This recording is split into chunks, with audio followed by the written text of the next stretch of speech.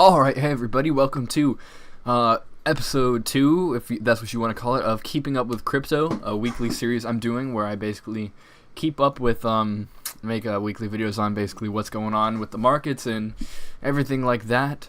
So, as you can see, everything is in the red zone again. We had a little bit of a pullback. Most of these graphs are looking kind of similar. It went down. This is when I pretty much made my last video. And we had a little bit of a correction and then back down again. So here we are. It's kind of similar, this graph, this graph, all having the similar type of effect. And here we are down again on everything. 10,000, Ripple's at $1.27. Everything's pretty much in the red zone except for a few out there. 54% increase, I don't know why, but we're not even going to bother with that. You know, of course there are always going to be some, but most of those are in the red. I think now is obviously another good time to buy Bitcoin. I think maybe it could go lower, maybe 9,000 again, maybe 8,000. Could go lower, but I think now would be a good time. There's a few indicators that, well, there's one. It's Bitcoin crossed down below the 100-day moving average. So that's a sign that it could be bouncing back up, because as you can see here, when this was oversold, it crossed the 100-day moving average. If I zoom in down here, this obviously looks like a big correction. If you're right here on the market, that's probably scaring you just as much as this is scaring us. But and then it jumped back up right there. So alright, so I can see if I can fix this here. Let me just skip this and then go back. Oh, now I messed it up completely. Anyway, as you can see, the 100-day moving average basically predicts when it hit the bottom, hits rock bottom, then goes up. It doesn't do it all the time. Obviously, this time didn't even go, but that time I think it was at the 50-day. Let me check 50-day real quick.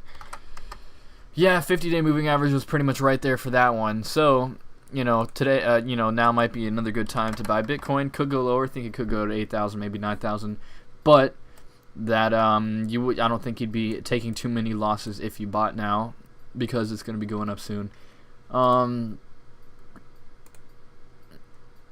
Let's check out these real quick. Dash is close to the 100-day moving average.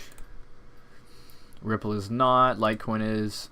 I mean, everything is down now. I wouldn't invest in Ripple just because I don't believe in the currency itself being, you know, very centralized.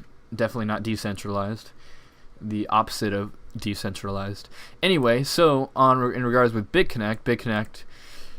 Oh boy, it's pretty much, yeah, I pretty much lost all my money. I don't think there's any going back. I don't know if I should sell now while everything's at mofuck $16 per coin.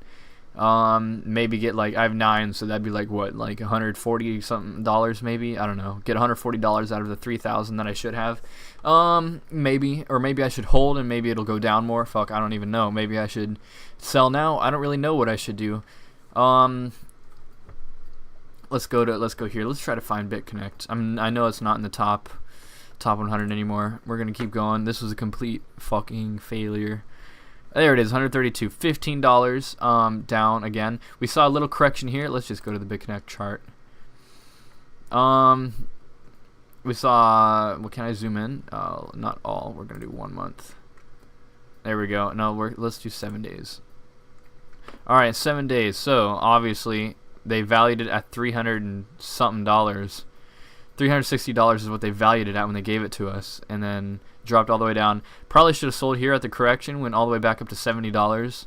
That probably would have been the best, but now here we are, down back to 16, and it's kind of losing, you know, everything. There had all this volume pushing it back up to try to bring the price back up. That would have been the best time to sell, probably. It's too late for me though, because I'm pretty sure I was working that day. However, I don't know if I should continue to hold. It doesn't really look like a very good chart in my opinion. It kind of looks like it's just dying. I don't really see any way that it could come back, so I'm thinking I'll probably just sell and forget about it. Let's see. Alright, so what they have to say is, for the next 10 days we're allowing members outside the USA to participate in their money grab right here, their BitConnect X ICO, with BCC at $150. So basically, they will value your BCC tokens at $150 if you use them to buy the BitConnect X ICO. And that's not even, I can't even do any of that because, first of all, I wouldn't even want to, because that's just another money grab that they're doing, another scam. is trying to support the existing holders of BCC and give it more stability. Obviously, there's no stability because there's no point in owning it anymore. It's pretty much a worthless coin. They're trying to say here that it has a limited supply of 28 million, so that scarcity should give it a demand in the marketplace. However, that doesn't really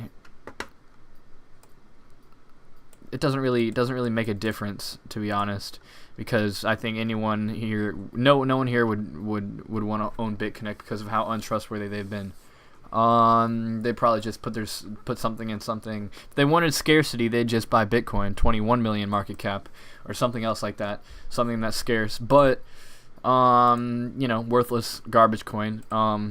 Let's just move on from that. I'm pretty sure in a video soon enough, I'm just gonna go ahead and sell for fucking $15 a piece or some shit. Maybe get like at least $100 out of fucking 3,000. Anyway, all right. Always in the news, the volume on pretty much everything now, including Bitcoin, is pretty much low. Volume's 10,000.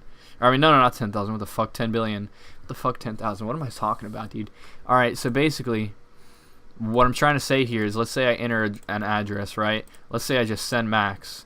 To send that much over 0.1, that's like $182, and the fee is only $4 now, okay? And Coinbase fees are more than any other fees at all. And if you go anywhere else, the fees will be like $2, $3, etc. to send that much Bitcoin. It's not the fees have gone down a lot, and that's just because there's a lot less volume. And also, I mean, I haven't heard much about the Lightning Network yet, but I don't think that's even in effect right now. But that's going to be coming soon, so the fees are going to be almost little to nothing, and then it'll be much faster. So that will be great for Bitcoin itself, because it'll obviously like it'll get rid of the purpose for coins like Ryblox or Dash or whatever, because of the fact that with the Bitcoin Lightning Network, you won't need things like Dash, which are quick coins, whatever. Ryblox, you won't need these coins that have all this scalability, because Bitcoin will be scalable itself, and then obviously it has the brand name of Bitcoin. So that's that. There's still trading opportunities here. I don't believe in Ripple, but that doesn't mean that I couldn't possibly buy now that it's low at $1.26, or buy when I was at like 90 cents and make a lot of money, because the probabilities of it going all the way up to new all-time highs, like maybe hitting $5, maybe even $10 by the end of this year, is possible. So now could be a good time to buy, but I'm not gonna, just because I don't support the their plan at all. I just put my money into Bitcoin, and I'm not a financial advisor, so I'm not telling you to, but I've even been holding off my reinvestments with HashFlare, everything like that, because I want to put all my money into Bitcoin, because I feel like it is coming. The time for the bulls, all we need is some good news, just a little bit of good news. Maybe Amazon accepting it, maybe some like stock market stuff, like with the futures or whatever, or maybe something like Lightning Network or anything like that. Any sort of good news at all with Bitcoin will just send it skyrocketing, because that's all we're waiting for now. And that's basically it. So I'm going to be doing a giveaway at 100 subscribers, and I'm also going to be starting another series soon, a very educational series on how to use these different graphs here, because I know there are a lot of people out there, no, let's hide this, that don't understand what this is, what any of this is, what this does, what these are, what any of this is. So I'm going to be making a short series about teaching about those different indicators, so that could help you with trading if you're like a swing trader. I'm personally not a day trader. I find it kind of pointless.